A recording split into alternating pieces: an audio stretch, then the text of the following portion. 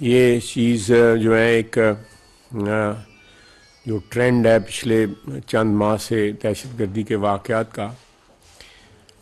وہ بڑا افسوسناک بھی ہے اور بڑا الارمنگ بھی ہے۔ تمام ہماری سیکورٹی فورسز ہیں وہ اس کا مقابلہ کر رہی ہیں، اور قربانیاں بھی جو ہیں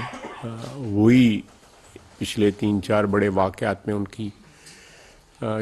جانیں جو ہے نا وہ قربان ہوئی ہیں، چاہے وہ پاک فوج ہے، پولیس ہے، ایف سی ہے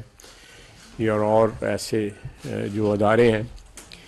اس سلسلے میں ہم افغانستان بھی گئے آج سے 2 ہفتے پہلے، وہاں سے ہمیں اچھا رسپانس ملا، اور ادھر سے کوئی ڈیلیگیشن جو ہے ایکسپیکٹڈ بھی ہے، پاکستان انہوں نے آنا ہے، اور اس سلسلے میں کوئی پیش رفت ہوگی کہ کم از کم جو ہے افغانستان کی جو سرزمین جو ہے وہ پاکستان کے خلاف استعمال نہ ہو۔ افغانستان جو ہے باؤنڈ ہے دوحہ ایگریمنٹ کے تحت کہ ان کی سرزمین دہشت گردی کے لیے استعمال نہیں ہوگی۔